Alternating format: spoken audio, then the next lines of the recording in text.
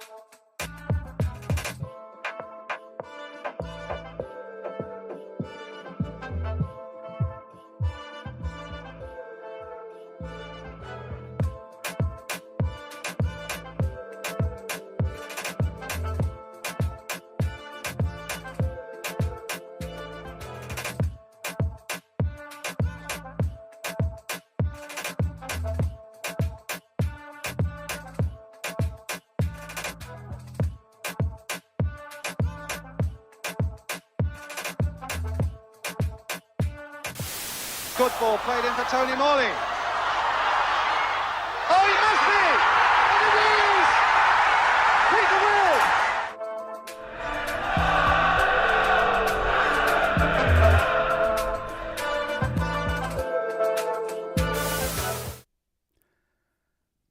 Hello, beautiful, beautiful people and Aston Villa fans. It is my pleasure to be here with you today for this transfer window special. Dun dun dun dun dun dun dun dun. My name is Craig Storrod, at Craig Storrod on Twitter, and I am joined here today by my good friend, Mr. Andy, at K2 Villa. Hello, everyone. Hello, Craig. Yeah, great to be on. Had a bit of trouble doing the main show this week, but we're live on YouTube for deadline day. It's interesting times, Craig. Live on YouTube for deadline day, and it is interesting times. So we're going to try and cover some stuff. Obviously, we're going to have a little bit of a chat about transfers, as it is, of course, transfer deadline day. The yellow ticker, I imagine, is going crazy on Sky Sports News. We have no yellow ticker here, but we do have a yellow badge, which is the Aston Villa badge, which I believe may be of interest to some people. But we're not going to talk about the badge today. We're also going to talk about briefly the Chelsea FA Cup game, preview Sheffield United, and we will have a cursory mention about the a Newcastle United game.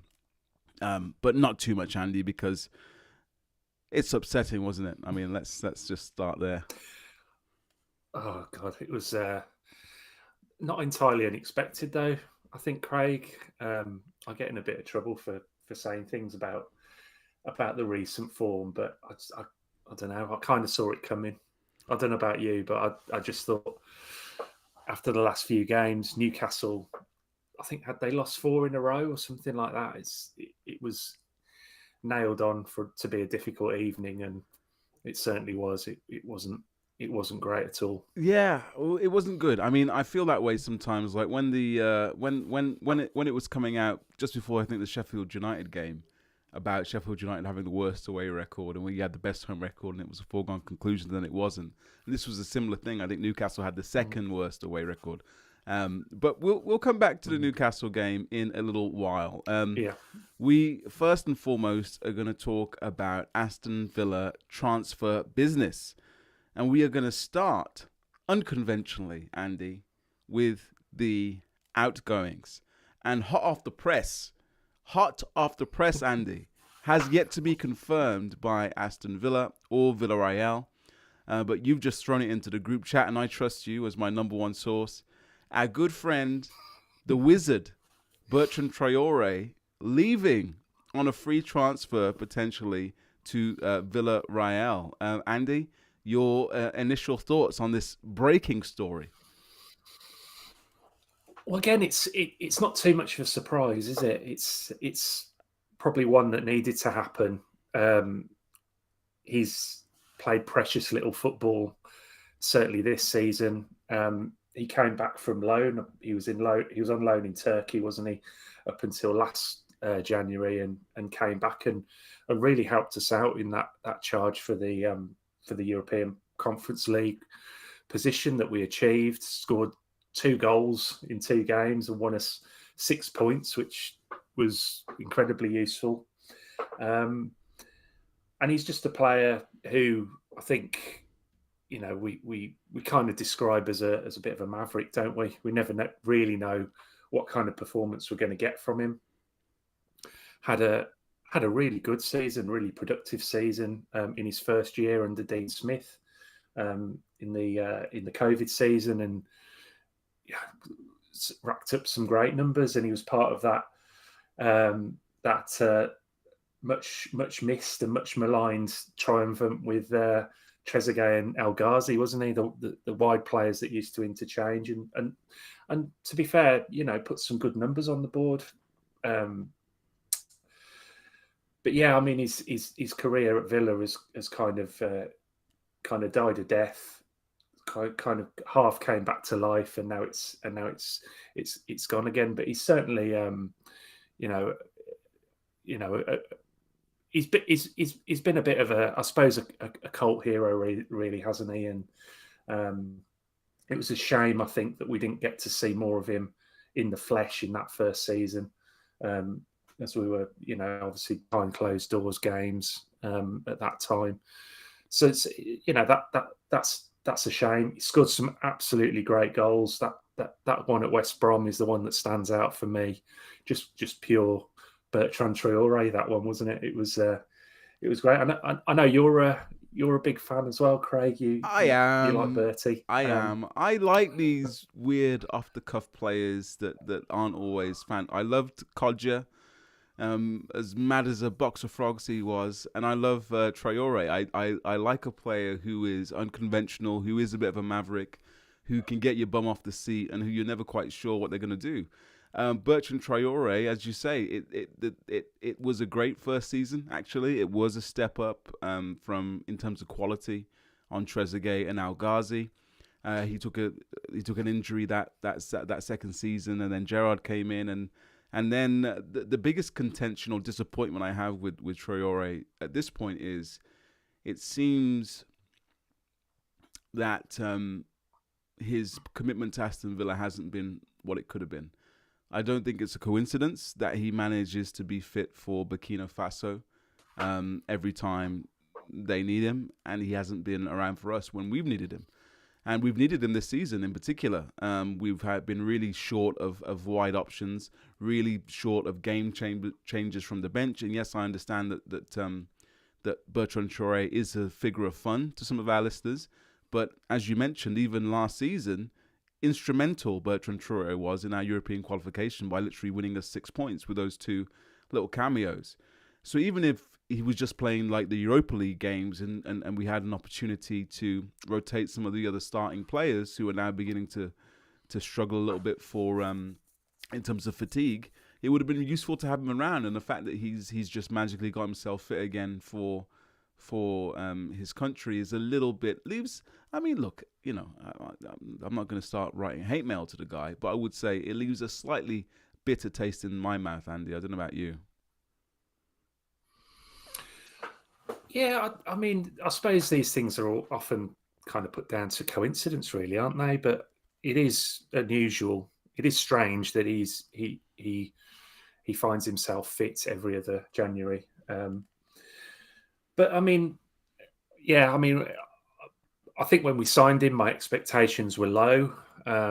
Anyway, he was a sort of middle of the road type of signing. I'm not convinced he was ever Dean Smith's first choice. He was probably one on a list, but he kind of did what we needed him to do, certainly in that season, and obviously when Emery called him back, it was the same situation. And when you look at it, really, when you look at some of the players we have signed for, more or a similar amount, his numbers definitely stack up. But like you say, yes, it would have been better if he'd have been around a little bit more to provide an option. But then how much he would have played, I'm not sure, because Yeah, I he would have don't. been competing As I with say, I obviously didn't. Bailey and Diaby, wouldn't I don't think he would have been a starter. I think there's just been maybe a couple of occasions where we've needed something mad. In a game like the Sheffield United one, or the Burnley one, or even like Everton away, where we're just struggling to find a breakthrough. Like, he is a player, love him or hate him, that has that moment of calamity or that moment of brilliance that can just unlock a defense, win a penalty. He's likely to volley one in the top. He can do that. So, and we saw last season he proved that again by again winning those 6 points, without which we don't have a Europa League conference thing, and without which this channel doesn't even exist. Gather Round Again, built for the European campaign. So I guess overall a big thanks to Bertrand Traore. And also it seems that Villa cannot go a January window without losing a number 9, but that's a different story. So that's it. And I'll tell you what, it's a hell of a move. It's a hell of a move. Well, he's a good player. I mean, how's he? He's actually good. To get that club? He's actually good, and on a free transfer, I think he'll have a lovely time in Spain. The weather may suit him. It will certainly suit me a little bit more than the winter here on the east coast of the USA. Goodness me, terrible, and and all that jazz. But he's not the only international to be leaving us, Andy. Another one of my little favourites for different reasons. Big Daddy Donk has joined Napoli on loan. Another big club, big move. I believe the reigning Italian champions. That's a big club for Dendoncker. I mean, it's amazing, isn't it? Really, that, like you say, the Serie A champions have come in and taken our 5th choice midfielder? Yeah, as one of their signings, and that it's. I know they're not quite up to the standard that they were last season or anywhere near it, really. But yeah, it's a huge club with an incredibly vociferous and passionate fan base. He'll have to hit the ground running. I think why they won't quite take to him, but he's I mean, he was one of those players that you probably think, in actual fact, you can do without. He's one of those players that provides a little bit of kind of security, but how much security he actually offers you, I think it's a bit of a mirage, really. I'm not sure. He's certainly, when he's come in games this season, he hasn't really fitted into the style of play or made much of a difference, other than the goal he nicked at Man United. But generally, I think he's not suited to what we do. He was suited to perhaps what Steven Gerrard wanted to do, and that's why he signed him. And things have moved on since then. And I think, as with a few of the players, and we may find this out in the summer, we've possibly moved past them a little bit, and we're going to be harsh words. Looking to. I think it's possibly. I think it's just reality, the reality of the situation, isn't it? And I know. There are certain players in the team, and I'm not digging anyone out, because as far as I'm concerned, that I can't think of many players that haven't done themselves justice and played a part this season in incredible sort of first half of the season. So definitely not digging anyone out, but I think we will see, and we'll have to see as well, some movement in the summer for lots and lots of reasons. Well, the FFP bear is talking about fighting the bear. The bear's might be coming to fight us if we're not careful. A little bit of a callback there. Yeah, so last thing on Dendoncker, Andy. Apparently an £8 million buyout available for Napoli if they decide to trigger that in the summer. Is that good money for Aston Villa? I think that would be a phenomenal amount to get for a player who, like I say, is 4th or 5th choice, and potentially even further down the list come August next year. So I think absolutely incredible if they can get anything like that for him. I think. All right. I know that's less than we paid for him, but well, yeah. I would say that's an incredible return for a player who's really not.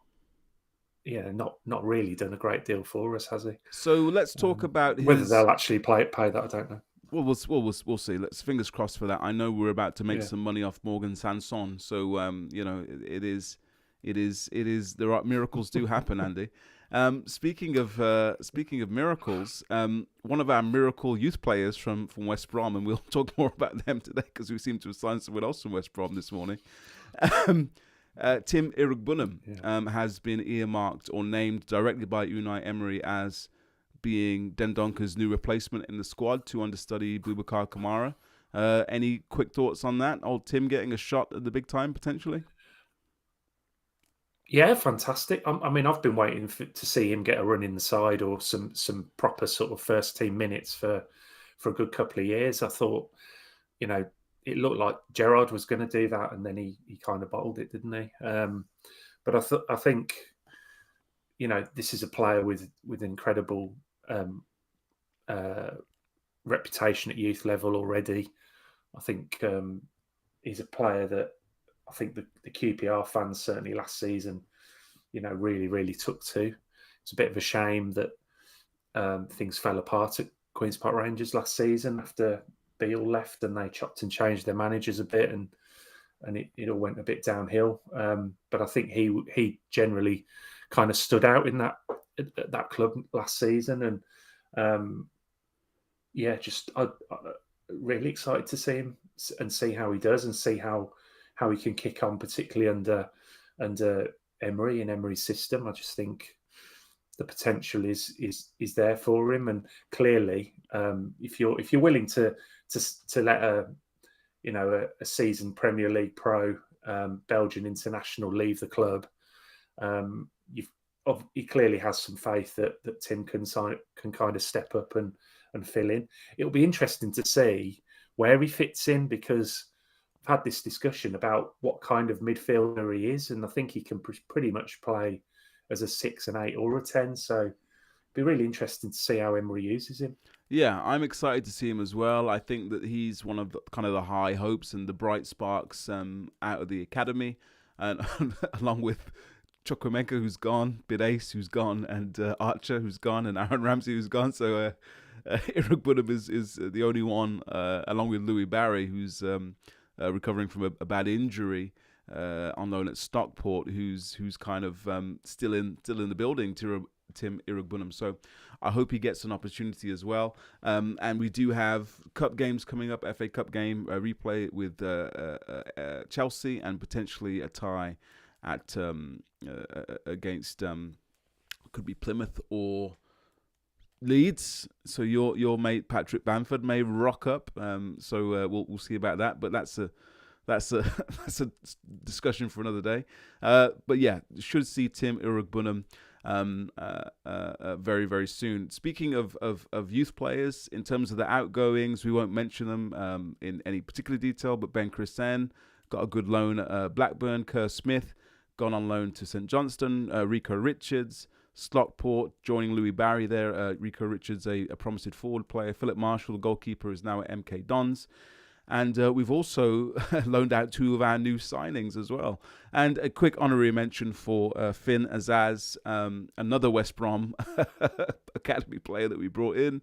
And we've now sold to Middlesbrough, who was doing well in the Championship. Obviously, all the best to Finn. And that will be interesting to talk about. Now, there is one other player whose exit hasn't been confirmed, who we should mention very quickly, Andy, and that is Callum Chambers. The rumour mill has him, depending on which report you believe, either going to Hull this evening or going to West Brom, on a loan move with a permanent deal, either optioned in or obligated in, depending on whose writing you believe. Callum Chambers probably will be gone in the next couple of hours, not confirmed yet. But your quick thoughts on Callum Chambers' impending departure from B6?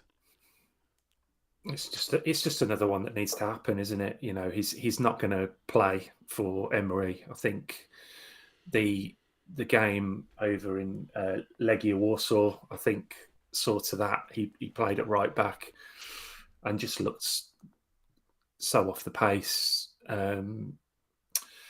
And I just think Emery makes his mind up about these guys, and he obviously makes an effort to keep people involved. Chambers has been, named amongst the substitutes on plenty of occasions, but he never uses him, and he's never going to use him. So I think it makes sense for him to leave. Maybe you lose a player out of the squad, and you never know. You might have a sudden rush of injuries, but I just think Emery would sooner perhaps turn to someone like Josh Feeney, maybe, and or Bogard. Is Bogard back at the club as well? I believe we've got, so. Of course, Kane Kessler-Hayden has come back from Plymouth, and he was in the matchday squad against Newcastle. So there are options there. I think that Emery's sort of more willing to utilise those players coming out through the academy than someone like Callum Chambers. And of course, it's a wages issue as well. He'll be on a huge wage because he came from Arsenal, so he would have been on a big salary, minimal fee. They'd have bumped his salary up at that time. He's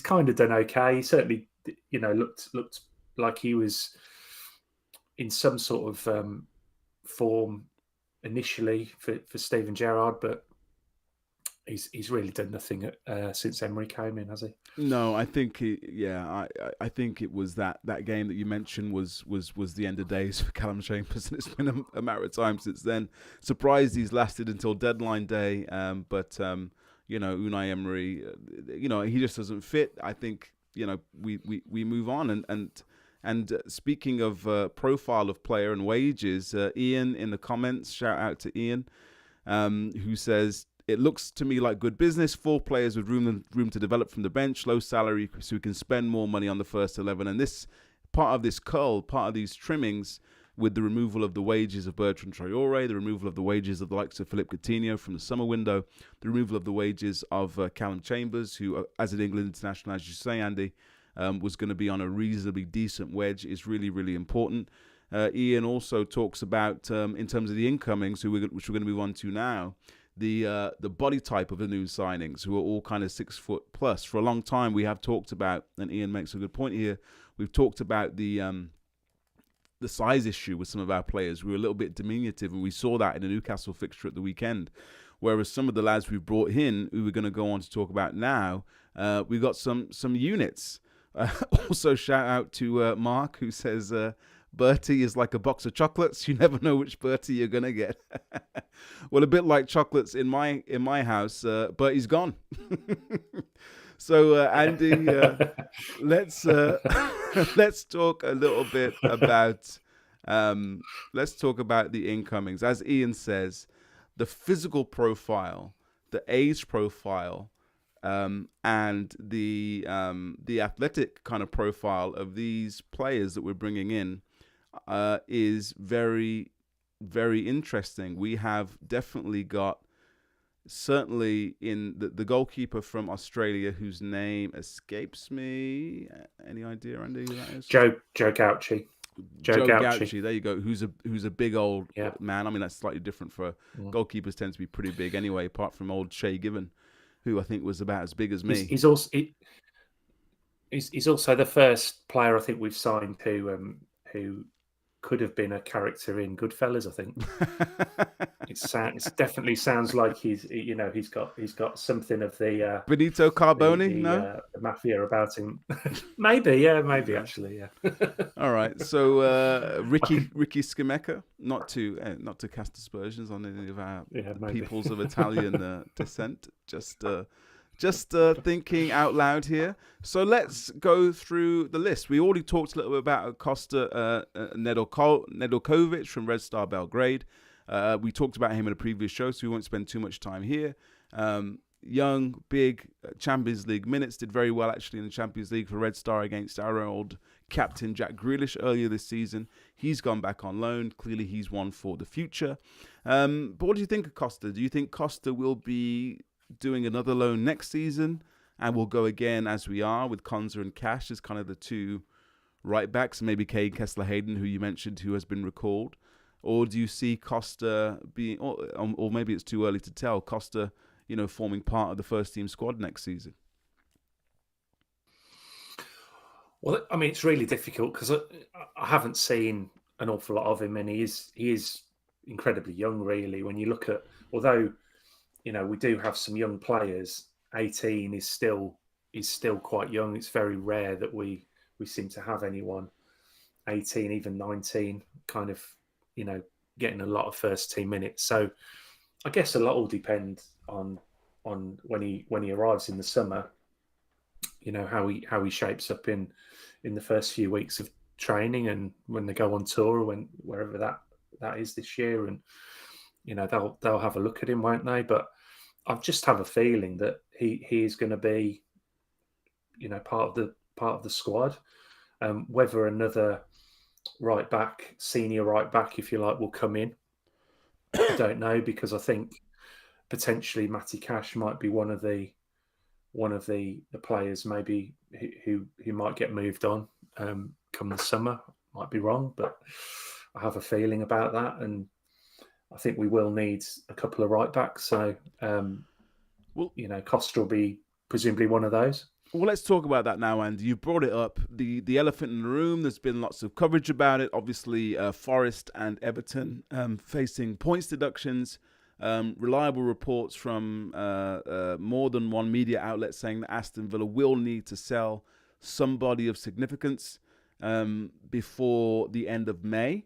Obviously, that hasn't happened as far as we can see in the January transfer window. So it seems as though if Aston Villa do need to sell a senior player, lots of reports coming out about Jacob Ramsey. But in terms of if you go through the Villa 11, Andy, Martinez, obviously, you wouldn't want to sell. Konza, you wouldn't want to touch. Pau Torres has only just got here. You wouldn't want to sell. Digne or Moreno, you could make a case for probably either one of those being sacrificed. You wouldn't want to touch Kamara or Douglas Luiz if you can help it. Bailey is playing out of his skin, so you wouldn't really want to touch him. Diaby's just got here. Watkins is untouchable as well. So you are kind of at slim pickings if these reports are true, Andy, and we assume that they are. If Aston Villa need to sell a first team player for significant money, which I assume would be kind of 20 million plus, I mean, who are your candidates? Is it Matty Cash? Is that the number one guy you'd see out the door? I mean, not the see out the door sounds like you want him gone, which is not what I'm saying. I'm just talking in the context of the FFP bear, as you like, who might be coming to eat our face. If someone has to go in that first team squad to generate 20 million plus, is Matty Cash the one who you would be least upset, shall we say, to see leave? Possibly. I think though, a lot will depend on how we finish the season and what competitions we're playing in next year. I think we've been hopeful that the form of the first half of the season would continue to some degree, and we would be contenders for the Champions League places, in which case we might have a little bit more control over what happens in terms of outgoings. If we're not in the Champions League, I can certainly see Martinez and Douglas Luiz leaving in the summer. Ooh. I think. Oh, dear. I think both of those. Andy, you have to warn me before you say things like that. I'm going to fall out of my chair. Hold on.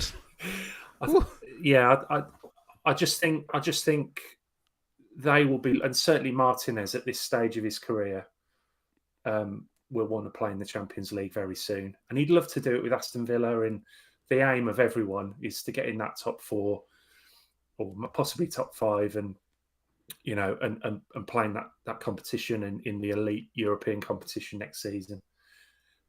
But they have to. I mean, they're going to have to improve again quite dramatically, and go on another run to make sure of that. And if they do, great. And I think if they do, I'm not sure about Douglas Luiz. He may get some big offers, but I think Martinez then would stick around and see it through with Villa. But I do think if we don't qualify, certainly those two, and of course, if those two did leave, then you're talking at least 100 million for the two. Possibly a fair bit more. Depending on the status of their contracts are, but if we don't qualify for the Champions League, I think we potentially lose a bit of control over who we actually sell. Well, Andy, I'm thinking we might lose cash, and then you're talking about Martinez and Luiz. This is the reality. Yeah. I suppose the other point that we don't know and won't know until the accounts are released, which I imagine will be soon, is exactly how much money we need to raise in order to pass the FFP or PR, whatever it is, PRP, PRT, PRPP, PPE, whatever it is. So we need to pass. We don't know what the figure is, because obviously if we need to raise £60 million, then that's one thing. Whereas if we need to raise £16 million, then that's an entirely different thing. But it will be interesting to see who goes. Obviously, rumours of Jacob Ramsey having admirers from high places and him being a youth prospect, as we've seen with Archer, Philogene, and Ramsey Jr. makes the most sense financially. But I would certainly be loath to lose any of our players. But we do have a left-sided forward who's come in Morgan Rogers. Now, I'm not saying that this is someone who's been earmarked as a replacement for Jacob Ramsey, but that signing has been confirmed today. Another West Brom alumni. We could have a West Brom family reunion at Bodymoor Heath at this point. And there might be more ex-West Brom players than anyone else in the building, and along with the West Brom staff like Mark Harrison. But I digress. So the fee's been confirmed. There's £8 million up front. Manchester City will receive 20% of that fee as their sell-on clause. So a good, 6 million plus profit for Middlesbrough in 6 months. Not bad work if you can get it. And also with the add-ons, if Morgan Rogers meets the add-ons, the fee will come up to £15 million. All confirmed. Here we go. What do you think about this deal, Andy? Intriguing, I think, is the word. I think we're at a stage now, aren't we, where when a player comes in the door at Villa, we immediately have to just wait and see and trust Emery. And I think you said on our show a couple of weeks ago that you'd heard that he picked up on Morgan Rogers while he was doing some due diligence for the Middlesbrough Cup tie. So to do that and to make that decision almost immediately that he wanted to sign him.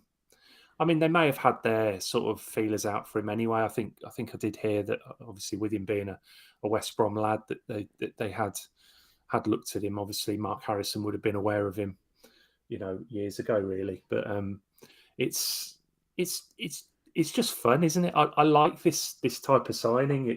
It kind of sets the imagination going. And as much as I love signing kind of big name players from Europe like Pau Torres and Diaby, picking up someone who I hadn't heard of a couple of months ago from Middlesbrough is it's just really, I just find that really exciting, and I can't wait to see him play. I can't wait to see him come on at off the bench or start a game at Villa Park and see what he's got. And like you say, was he about 6'3", 6'4"? Yeah, big lad. He's meant to be quick. The goal he scored, I mean, they got hammered at Chelsea, didn't they, in the semi-final? But the goal he scored towards the end was lovely, really nice run and shot. So, let's see, and let's give him a bit of time and see what he's got. Well, I think that's a good shout, Andy. I think that we're going to have some patience with him. We've seen on social media that patience is in short supply with new signings. Moussa Diaby being the latest recipient of some less than kind words from sections of the fan base, and this is probably a separate conversation for a different day. I don't know what happened where players couldn't like just be struggling for confidence. It's like, this player's struggling for confidence, he's struggling for form, and that be kind of it. Whereas now it's like, burn in hell, you terrible man, ruining our team. And I questioned myself the other day why Diaby, tangent alert, why Diaby was starting ahead of Bailey, and then straight away Unai Emery says after the game Bailey's struggling with a back injury, which that explains it. Okay, if because people like Traore are not here and not available, Ramsey's gone, Philogene gone, Zaniolo, I get the impression they're not starting him because they don't want to trigger this automatic buy clause. I don't know if it's appearances or starts or what the deal is, but certainly this Morgan Rogers signing is a different physical profile. It's also an entirely different kind of outlook in terms of Emery getting him under his wing and developing him, and we'll see how he goes. I think that coming in January and having 6 months to train with the squad, without too much pressure on him, gives him an opportunity, and certainly the pedigree's there. This is someone who's signed for multi-millions by Man City. This is someone who the West Brom Academy people had as being, kind of their best prospect, and that puts him above the likes of Anirugburum or a Louis Barry or even Saido Berahino, who was a much vaunted talent to come out of that academy as well, and the lad that went to Chelsea, whose name escapes me, and then went to Huddersfield. I don't remember his name, but anyway, he was a good one as well. So that's Morgan Rogers. Morgan Rogers is in the door. The goalkeeper as well. You mentioned Gaucho. Let's talk about him for a moment, Andy. Gaucho coming in, Australian international, following in the footsteps of our beautiful Marka Bosnich, the wearer of what is absolutely the number one goalkeeping shirt in the history of football, dare I say. A shirt that I had actually as a kid. I had it, and I either threw it away, and I wish I still had it because I would put it on the wall with my other shirts, which were over here. But I wasn't thinking, in those terms back then. Anyway, another Australian goalkeeper. 2 questions, Andy. Number one, I know you don't. Is this someone who's going to be going back on loan? Do we think? Like Nedeljkovic and Sousa from Arsenal, who we'll talk about in a moment, or is this someone who is finally, I'm not trying to be disrespectful here, but someone who's finally going to see us rid of Robin Olsen? Well, I mean, Olsen will still be around, presumably, because there's no talk of him going anywhere. So he will presumably come in and add to the contingent, the goalkeeping contingent, won't he? Obviously, Marshall went, didn't he? So he's perhaps come in to compete with Olsen for that number 2 spot. But I think the idea is that's the plan. He's coming to be part of the squad. He's not going anywhere. He's coming to be the backup or one of the backup goalkeepers for Martinez, which I think we desperately need. And one would presume that he's got the profile and pedigree that Emery's looking for in a goalkeeper, i.e., he's comfortable with the ball at his feet, and he knows how to come off his line and come out of his area and deal with long balls over our high line. So it is very, very mean when people superglue Robin Olsen's feet to his line before games. How's a man supposed to goalkeep when he's glued to the spot like that? It's very unfair. Sorry, Andy. But it's interesting. I love the fact he's Australian, obviously, because you do immediately think of Mark Bosnich and the 90s, and anyone who knows me knows how much I love the 1990s, or the late 1900s, as the kids call it. So I think it's we'll obviously wait and see. As with any reserve goalkeeper that we have, I hope we don't have too much cause to need to pick them. because any drop off from Martinez is usually quite pronounced. Yeah, it is, and as I said, that one isn't confirmed anyway. But just wanted to mention. But one that has been confirmed today is Lino Sousa or Sousa, depending on how you pronounce it, a fullback, also formerly of West Brom, who's been signed from Arsenal. So this It's ridiculous, isn't it? It is ridiculous. It's getting a bit weird. It is getting a bit weird. I saw someone tweet at this point. I forget who it is, so I can't credit them. At this point, it might be cheaper to buy the club. Lots of West Brom players coming in, and Lino Sousa. I listened to For the Love of Paul McGrath pod. They had someone on who's a kind of expert on the youth team in Arsenal. On a recent show, check that out. The not Undergast, that's us on the For the Love of Paul McGrath pod. Easy for me to say. So that was a good in-depth analysis of Lino. So apparently he is another unit, 6 foot plus, big, strong, fast, technically good. The crossing of Luca Dean apparently with the end-to-end speed of Moreno. So kind of, apparently, a bit of a hybrid of the two in terms of characteristics. Now, obviously, with the huge caveat there, a huge pinch of salt that Lino's been doing that in youth football rather than senior football. It is a different thing, of course. So we're not necessarily expecting this guy to walk into the Premier League and do Luca Dean or Alex Moreno things.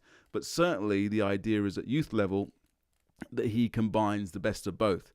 And I would assume, Andy, with Luca Dean and Alex Moreno both being on the wrong side of 30, that one of those guys will be moving along in the summer. And I would assume it would be Luca Dean just because of the wages, although Luca Dean has outperformed Moreno this season, certainly. But Luca Dean is on those Gerrard, Coutinho, Chambers crazy wages that Gerrard was handing out.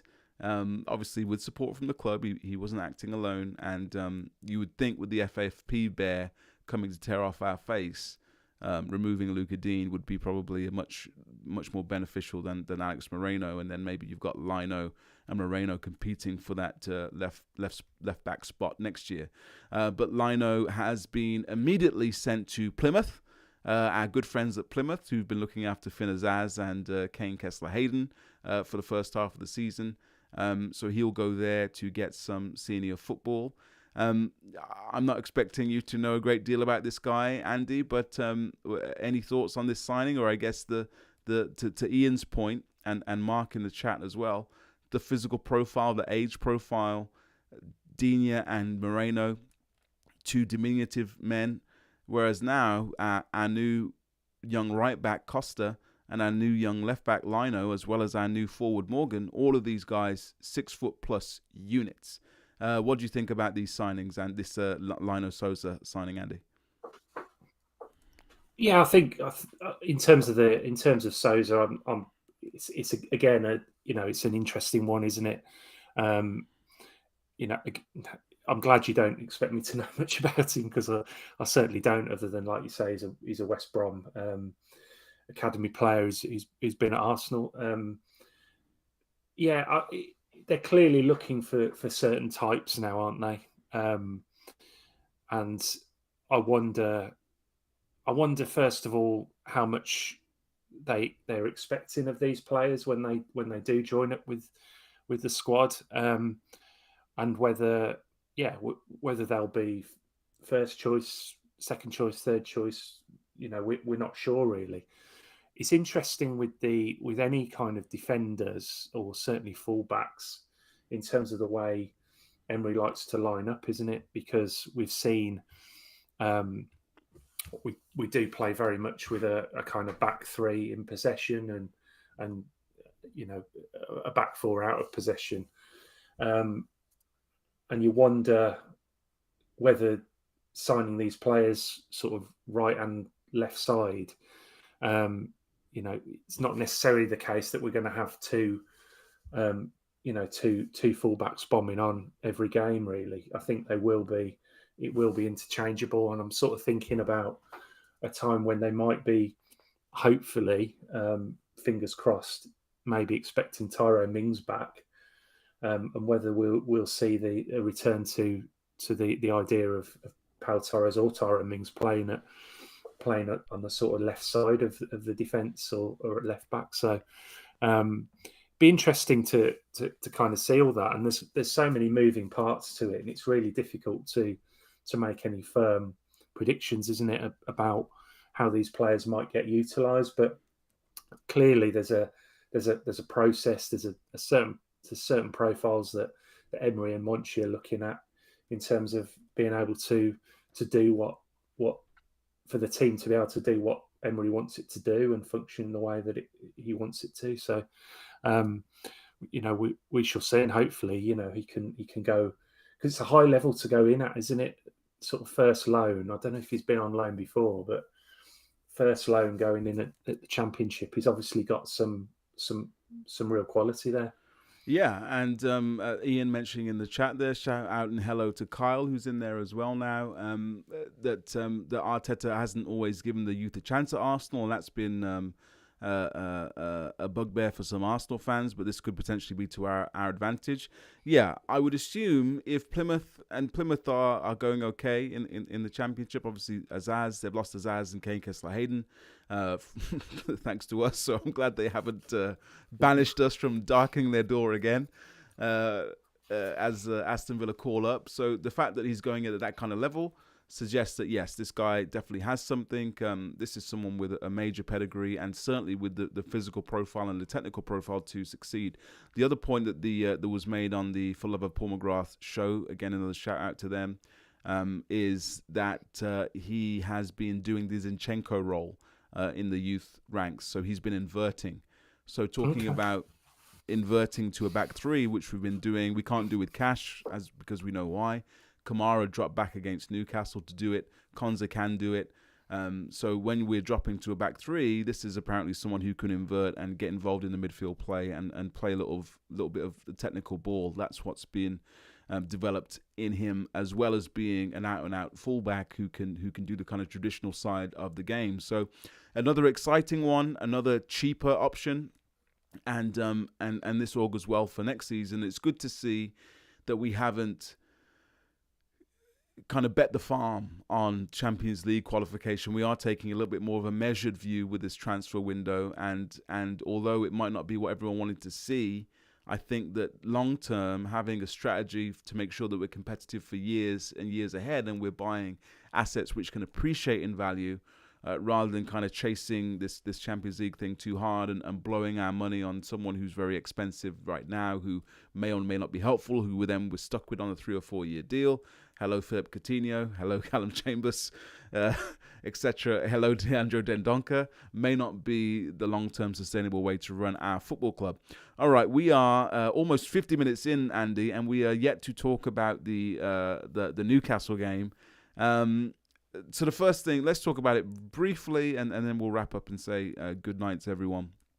And briefly, the first thing I would like to say about the Newcastle game is that I think that Aston Villa Football Club, its players, its fans, us, and of course Unai Emery deserve massive congratulations.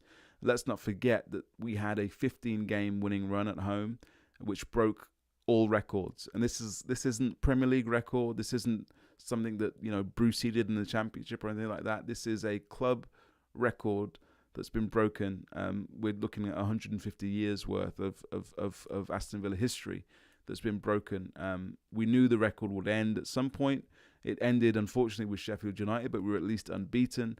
And now we have suffered our first home defeat since that Arsenal game, ironically, last season. Was it Arsenal or Leicester? Was it? I think it was Arsenal. We lost 2 back-to-back. And first one since then. Never good to lose, and not nice to lose in this fashion either. But we did. The record's gone, Andy. You were there. Give us your overview of your thoughts from the Newcastle defeat, 3-1 to Newcastle, of course. I just think we were outdone in all departments throughout the game. Really, there were moments where I felt like we might start to exert some pressure. There were times perhaps when Newcastle, struggled to get out and Villa were winning the ball back high, certainly early in the first half, and in the second half we did rally a bit, but I just felt Newcastle had greater control and greater conviction in terms of their game plan. I felt like they believed what they were being asked to do more than the Villa players did, which is a little bit of a concern. But essentially, Villa had no answer to Newcastle's high press. They pressed right up against us when we had the ball at the back, blocking the options, doubling up on McGinn in particular whenever the ball went into him. They were right in on him, taking it off him, making it difficult for him to open the game out. So it was really difficult. You could argue maybe Pau Torres finds a way through that press and then settles them a little bit, and they might have started to worry more about that. But I thought that Eddie Howe set his team up absolutely brilliantly to beat Villa at Villa Park, and they did it. They were a little bit fortunate with their second goal. It was Spawny is the word that comes to mind. Yeah, absolutely.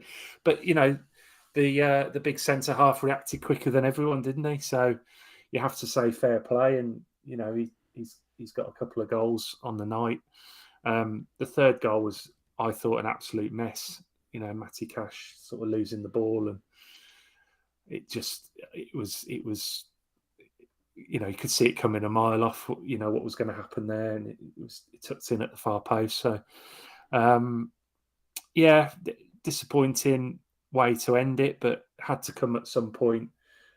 Not entirely a surprise, and the positive was Ollie Watkins getting his 50th Villa goal, or Premier League goal, I think, actually, and he's only the third player to do that. So fastest one to get there as well, beating Dwight Yorke. Although I think Dwight Yorke was with us for about 22 years before he was a starter, so that'll be why in terms of him. Whereas Gabby, the other player, was a youth player coming through. But either way, to have only three players in the history of the Premier League get above 50 goals is rarefied air for Ollie Watkins, and if he carries on going how he's going to go, he's going to beat them all. Yeah, I echo much of your thoughts from the Newcastle game. I think that it's been talked about in detail.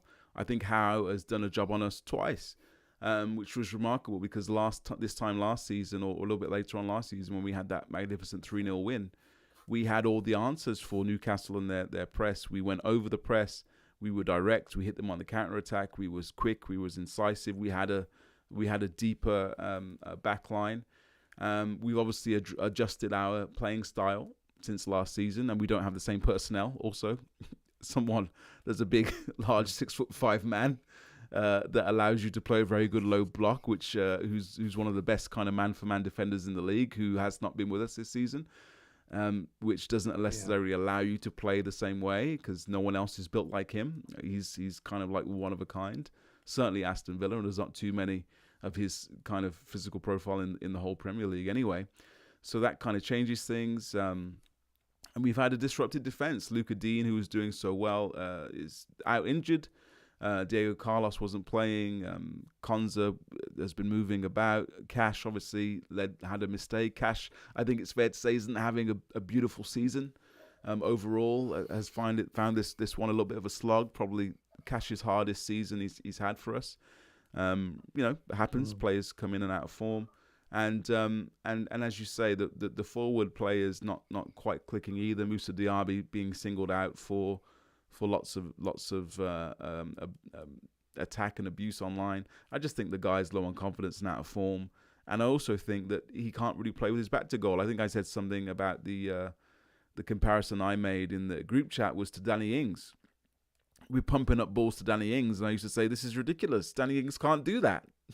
He can't do it. So why? And Diaby is even smaller and less strong than Ings was, and we're pumping up balls to him. I mean, it's a little bit unfair on him. I thought some of the way we're pumping long balls to him against Dan Burn. I'm like, he doesn't have a prayer in that situation.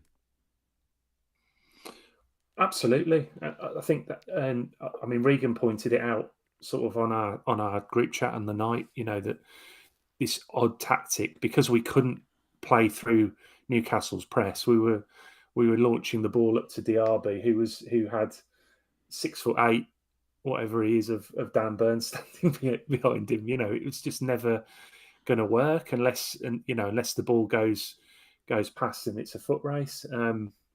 But I think, yeah, he is just low on confidence. But I feel like the team aren't putting him or Watkins in the sort of positions that we were earlier in the season, and I'm not entirely sure why that is.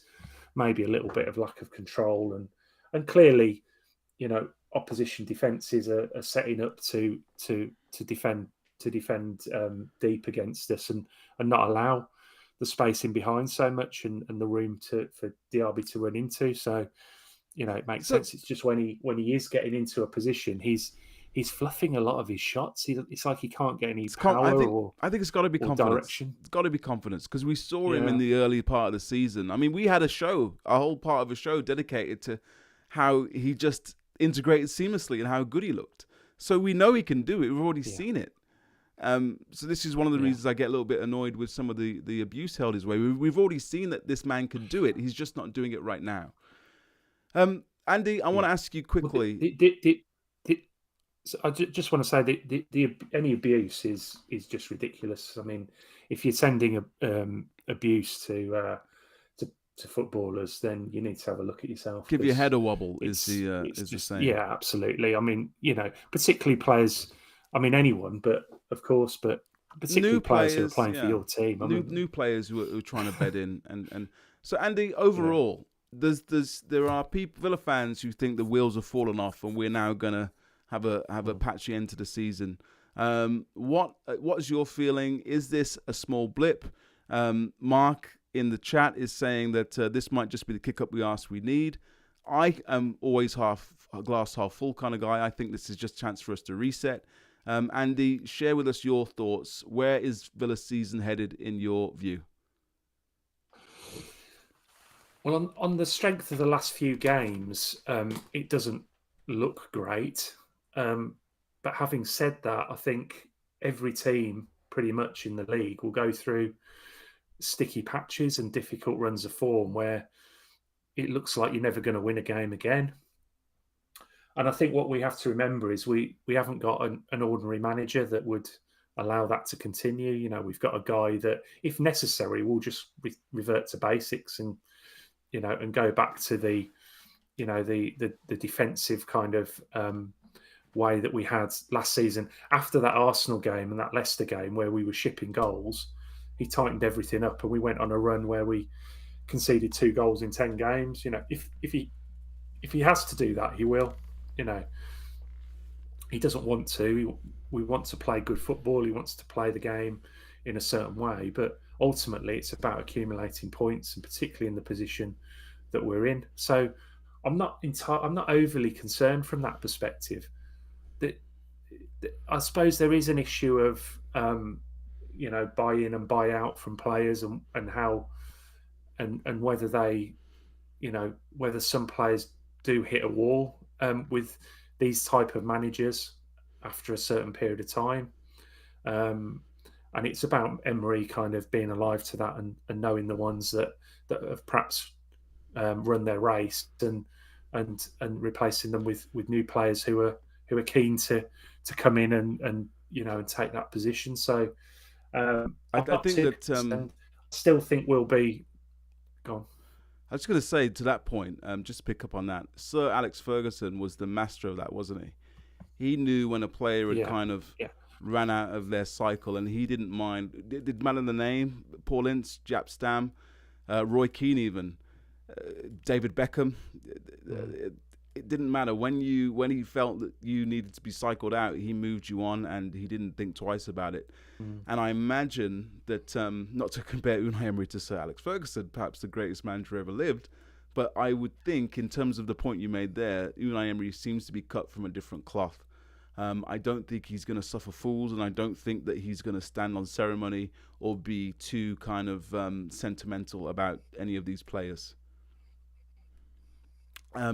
No, I think that's the right way to be, isn't it? Absolutely, and we may see a bit of that in the summer where he maybe just freshens up the squad a little bit, and we'll wait and see, and however he does it. But I do think this season, I think we'll be in and around that top 5 or 6 at least.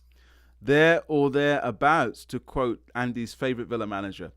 Okay, so we are coming up to the hour mark now, so we are very much almost out of time. Before we leave you, Andy, we are away at Bramall Lane on Saturday, I believe in the evening kickoff, is it? And we're going to be travelling to Bramall Lane.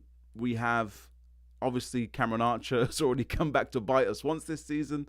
Brett Brereton Diaz, formerly of Blackburn Rovers, has hit the ground running and already got a couple of goals in a couple of games. And Sheffield United, as we kind of expected, are just a different beast under Chris Wilder. I think they're still going down for what it's worth, but I think they're going to go down with much more of a fight. And certainly being away at Bramall Lane now under Chris Wilder, as we found out at Villa Park, I think it's going to be a different kettle of fish to how it was in the beginning of the season, where I think they rolled over kind of 7 or 8-0 to someone, didn't they, Sheffield United? I don't see that happening again under Chris Wilder's watch. So Villa are out of form, as we know, Andy. Just had our first home defeat in a year. On paper, you would like to play one of the kind of people in the relegation zone when you need to find your feet, but this seems like it might be a tougher day at the office than we might want, actually. What are your thoughts on the Sheffield United fixture coming up on Saturday? It is a tough day at the office. It will be. Obviously, I think when you're out of form, every game is difficult in the Premier League. You can get turned over by anyone, as we know. But I think it's an ideal game to kind of get things off and running again, and really kind of put ourselves back in the mix. Cheer everyone up a little bit, and I really think they need to be really on it this weekend, and really try and get back to how they were earlier in the season. I think back to the win at Burnley. Earlier in the season, just completely dominant. Similar kind of test this will be. Chris Wilder, he's from that school of managers, isn't he? He knows how to set a team up and how to get a team playing. And make it he was very. Having a go at one of the assistant referees to and make it hard for you as well. Make it very awkward, as he did for us at Villa Park. Yeah. So yeah, absolutely, and they do have players. They do have a couple of danger men. Certainly, we know Cameron Archer can score from anywhere, and Diaz will be looking to kick on his career in the Premier League. He's been waiting a long time for this opportunity, hasn't he? So, we'll see. I think, after the other night, if you'd have asked me to pick a team for us to play to get back going again, I'd have said Sheffield United. So take that how you will. Wow. All right. Then on that note, Andy, let's give us your score prediction for Sheffield United versus Aston Villa. I think we're gonna go back to being hard to break down defensively. I think that'll be the order of the day from Emery. But I think we'll get 3 goals, 3-0. Wow! All right. I'm going to go for a slightly tighter 2-1, but fingers crossed that we can get Aston Villa back to winning ways. We have covered a lot today. Thank you for the love in the comments. Thank you to Mark, Ian, Kyle, etc. for all of you joining in. Thank you to everyone watching, and also to everyone listening on our main channel. This will be available on our main podcast feed within the next 24 hours or so. Thank you so much, Andy. Great to have you on again. And how's it feel? Back live on YouTube. Gather around again, a bonus edition. I love this show. It's great. And it's always good to come on and be part of it. And it's nice. It's nice not to have to. It's nice for you to be asking me the questions. There you go. For on the odd occasion. So shout out to Andy. It's always good to come on. Andy is the workhorse of the Under a Gaslit Lamp podcast, and it is nice for you to put your slippers on, have a cup of tea, and let someone else do the work for a change. All right. Thank you so much, Andy. Thank you. No problem at all. Thank you all for listening. This is Gather Round Again, an Aston Villa podcast brought to you in partnership with underagaslitlamp.com. Please check out our website. We have a couple of fantastic new writers writing features for us. Obviously, the regular podcast will be going out as and when we can do it, probably next week, to review the Sheffield United game and talk about the Chelsea FA Cup fixture as well. Please feel free to go back through the archives on this YouTube channel. Give us a like, give us 5 stars, all that good stuff, and share. We have lots of videos talking through the glory days where we just used to win every week in Europe and all that other good stuff. And we'll be back again when the European fixtures get up and running in the spring. So thank you again for listening. I am Craig Storrod at Craig Storrod on Twitter. He is Andy Bates at K2Villa on Twitter. And we have been gathering around again with you on this Aston Villa transfer window deadline day special. Thank you all very much and good evening. Thank you for tuning in to Gather Round Again, an Aston Villa podcast. Please like and